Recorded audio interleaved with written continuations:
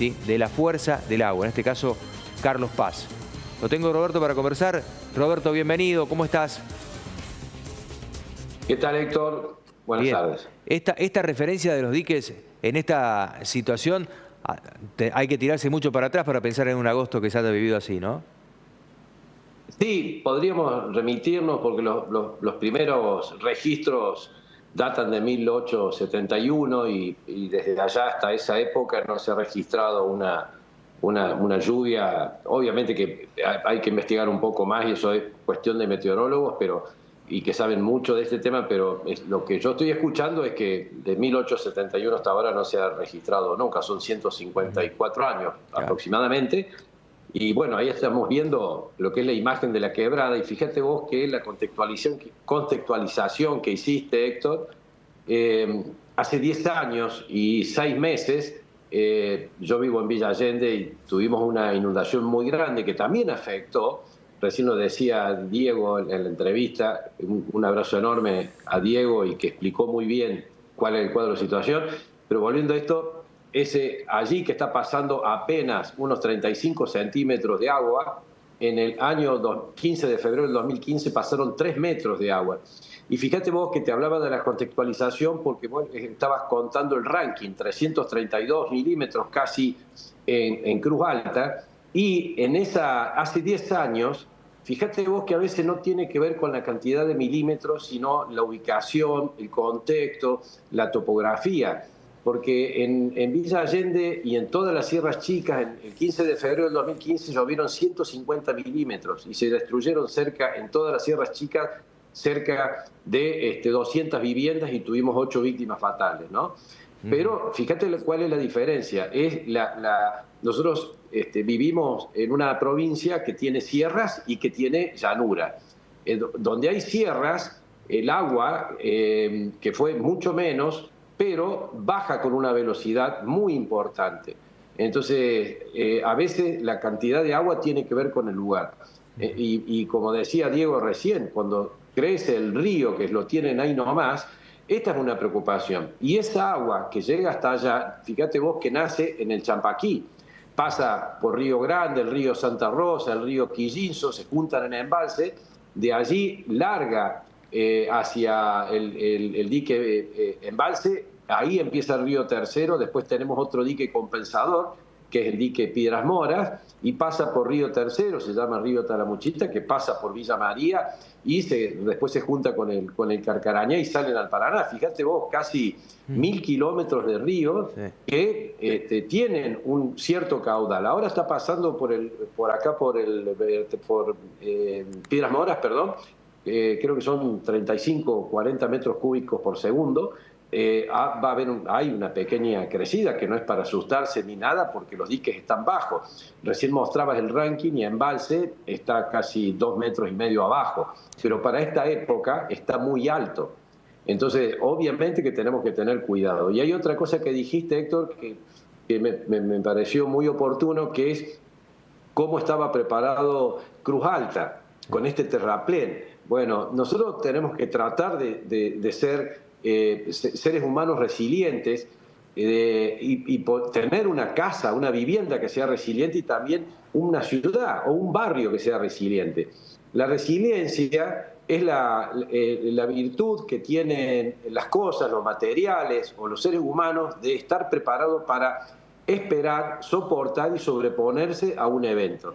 En este caso, para hacerlo más fácil, nosotros en todo lo que tiene que ver con prevención, catástrofe, cambio climático y todo lo que tenga que ver con protección civil, donde están todas las fuerzas de seguridad, siempre tenemos un antes, un durante y un después.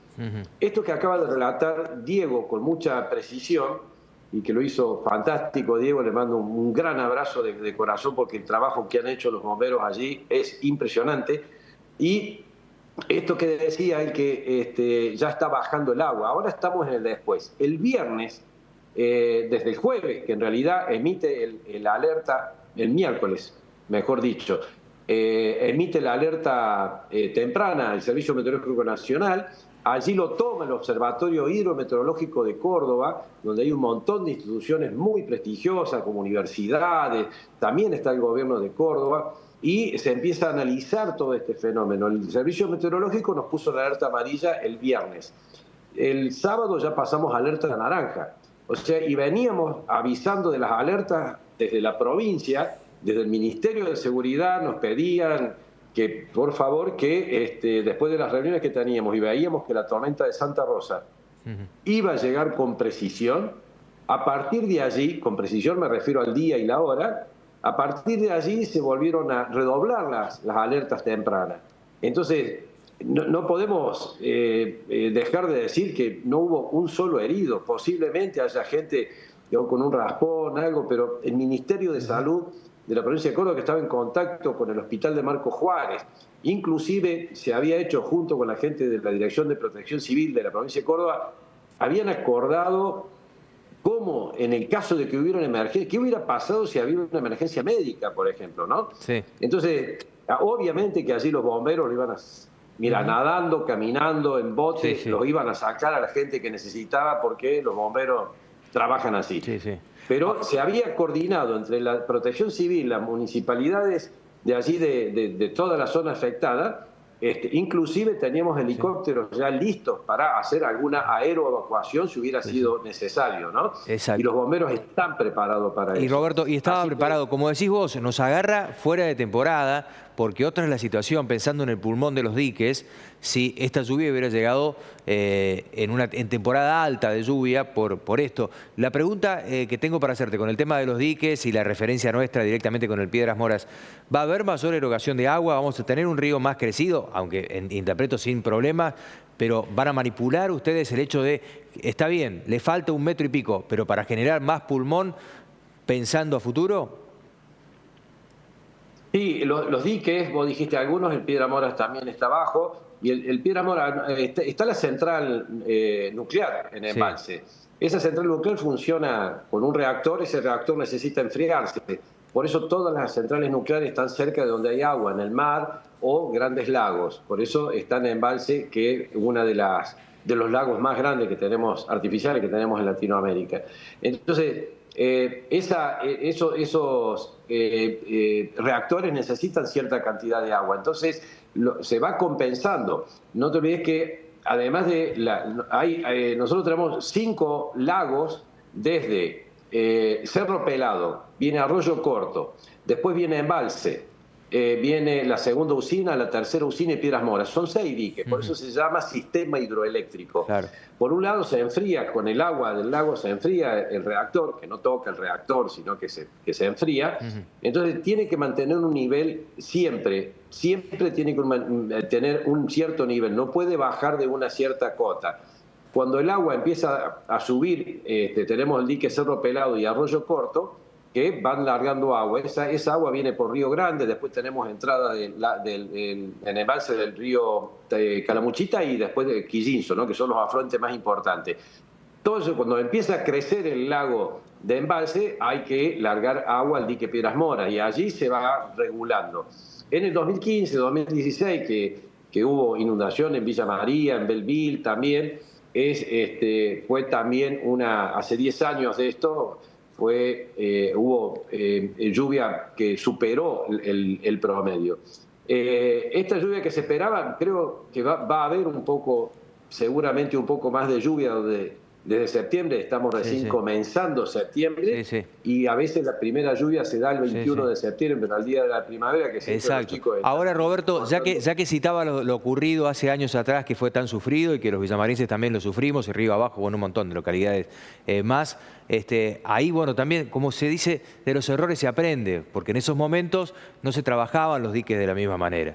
Y los diques estaban altos, era temporada alta de lluvia, y por ahí no hubo la prevención necesaria de tenerlos con mayor pulmón. Después de eso se aprendió, pero los diques estaban casi al límite cuando nos agarraron esas lluvias y así fue que nos terminó complicando.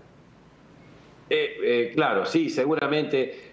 Mira, yo con este tema, ayer hablaba con el director de Recursos Hídricos de la provincia, que quería sentarme a charlar con él, Casteló. Porque para poder explicar esto, pues yo le digo, cada vez que tenemos una lluvia, me llama Héctor, para ver cómo vamos a regular eso. Y es gente que sabe mucho de esto, son ingenieros hidráulicos, saben, ingenieros civiles, saben. Entonces quiero juntarme con él para tener precisión de estas cosas. Bien. Sí, ya me ha explicado varias veces cómo es. Por ejemplo, hay que, hasta 160 metros cúbicos no va a haber en Villa María peligros, digamos, de esto. Pasando eso, posiblemente Claro. sí.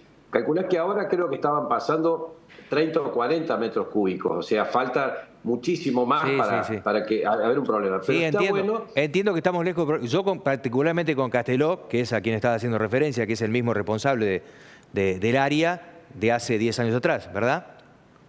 Sí. Bueno, con él he conversado en el 2015 y tengo el recuerdo claro, ¿no?, de lo ocurrido y de lamentablemente lo que se sufrió. Insisto, después se aprendió, inclusive hablando de las válvulas, algunas que abrían, otras que no, dependía del dique. Es mucho más amplio, pero lo que se vivió en ese momento hubo, por un lado, una precipitaciones importantes, pero por otro lado había también algo que se vivió, que fue no haber sido previsores y haberlo tenido con mayor pulmón en los diques. Pero bueno, no es tema para hoy, pero lo tengo muy en claro porque lo hemos conversado con él también varias veces. Sí. Roberto, ha sido un Pero está gusto bueno, el informe. Perdón, digo, No, por favor. está muy bueno explicarlo esto, Héctor, Sí. porque hay que entender para que no generar pánico, y en el caso de que haya un problema, que la gente esté prevenida. Así Sí. que hay que explicarlo, si esto no es ningún secreto. Estas cosas es el Estado y no hay ningún secreto. El tema es tratar de decirle a la gente cómo se tiene que preparar. Por esto que te decía yo hace un ratito, que siempre tiene que haber un antes, un durante y un después. Así que muchas gracias por esa acotación. Por favor. Muchas gracias por la nota, Roberto. Hasta luego. Nos vemos, hasta luego. Saludos. Bueno.